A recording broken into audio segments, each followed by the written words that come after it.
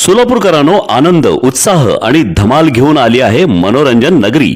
लहान मुलांसाठी खास ऑफर. अवघ्या 100 रुपयात तब्बल 5 सुपरहिट गेम्स, वॉटर बोट, मिकी माउस, ट्रेन, जम्पिंग जपांग आणि ड्रॅगन राईड. याशिवाय कमी दरात मोठ्या मुलांसाठी थरारक ब्रेक डान्स राईड. दररोज संध्याकाळी 4 ते रात्री 10 वाजेपर्यंत सुरू. मग वाट कसली पाहताय? आजच या आणि धमाल मनोरंजनाचा मनसोक्त आनंद घ्या. मनोरंजन नगरी, होम मैदान, पासपोर्ट कार्यालयासमोर, सोलापूर. मराठी भाषा समृद्ध असून मुस्लिम साहित्यिकांनी मराठी साहित्याच्या विकासात मोलाचे योगदान दिले आहे. मात्र कविता जितक्या प्रमाणात लिहिल्या जात आहेत तितक्याच ताकदीने कथा आणि कादंबरी या साहित्य प्रकारातही लेखन होणे आवश्यक आहे.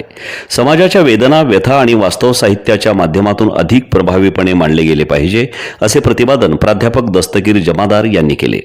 अखिल भारतीय मुस्लिम मराठी साहित्य परिषदेतर्फे आयोजित पुस्तकांवर बोलू काही या उपक्रमात अध्यक्षस्थानावरून ते बोलत होते. या प्रसंगी त्यांनी डॉक्टर शकील शेख, डॉक्टर इजा तांबोळी आणि कवी मुबारक शेख यांच्या साहित्य निर्मितीचे कौतुक करत त्यांच्या पुस्तकांमुळे मुस्लिम मराठी साहित्यात मोलाची भर पडल्याचे सांगितले. सोशल महाविद्यालयात झालेल्या कार्यक्रमाची सुरुवात कुराण पठणाने झाली. सचिव अय्यूब अहमद नल्लामंदू यांनी प्रास्ताविकातून कार्यक्रमामागील उद्देश स्पष्ट केला. या प्रसंगी अनिसा शेख लिखित काव्य सप्तक या काव्यसंग्रहाचे मान्यवरांच्या हस्ते प्रकाशन करण्यात आले. पुस्तक चर्चासत्रात श्यामचा बाप या कादंबरीवर भाष्य करताना कवी खाजाबाई बशीर बागवान यांनी व्यसनाधीनतेमुळे उद्ध्वस्त होणारे कुटुंब, शिक्षणासाठी संघर्ष करणारा तरुण, जात धर्माच्या भेदभावातून निर्माण होणारी उपेक्षा आणि मातृत्वाचा त्याग या विषयांचे प्रभावी चित्रण या कादंबरीत असल्याचे सांगितले. डॉक्टर सुरैया परवीन जागीरदार यांनी डॉक्टर शकील शेख यांच्या जुबा या कादंबरीवर भाष्य करताना ती उपेक्षितांच्या आवाजाचे प्रतिनिधित्व करणारी आणि इतिहासातील कटू वास्तव मांडणारी सामाजिक दस्तऐवज असल्याचे नमूद केले. मानवता सर्वोच्च मूल्य असल्याचा संदेश ही कादंबरी देते, असेही त्यांनी सांगितले.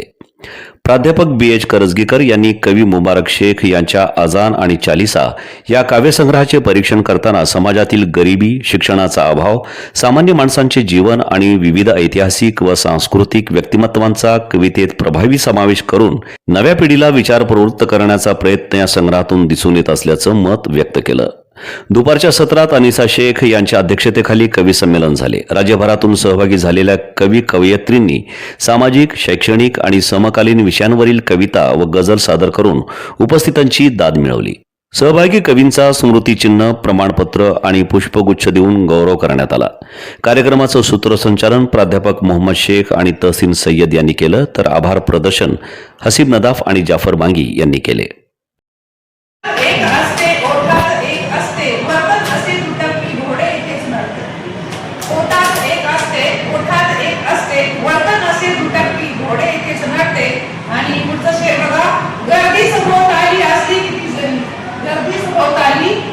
किती जरी म्हणण्यास आपले तर येथे कुणीच नसते.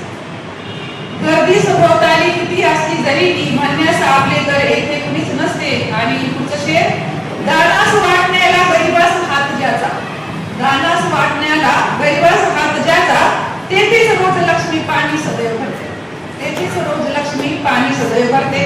आणि पुढचं शेर, दिनरात कष्ट करते सांभाळते घराला, दिनरात कष्ट करते सांभाळते घराला, थोडाच हात देता गाला थोडा हसते. दिनरात कष्ट करते सांभाळते घराला, थोडाच हात देता गाला थोडा हसते. आणि पुढचं शेर, शेती हवी त्यांना मुलगाही नोकरीला. मग आजकाल ते चालू आहे, शेती हवी त्यांना मुलगाही नोकरीला, शेतात लाभणारा मुलगा शेती करते. शेती पाहिजे, नोकरी पाहिजे, पण शेतामध्ये काम करायला तयार नाही. पुढचं शेर, गोरा असो काळा मुलगी हवीच गोरी, गोरा असो काळा मुलगी हवीच गोरी, रंगात सावळी ही मुलगी कुणास पटते. गोरा असो काळा मुलगी हवीच गोरी, रंगात सावळी ही मुलगी कुणास पटते. आणि शेवटचं शेर, टिकतात लग्न येथे समजून एकमेका, टिकतात लग्न येथे समजून एकमेका, झुलतात जन्मगाठी आयुष्य छान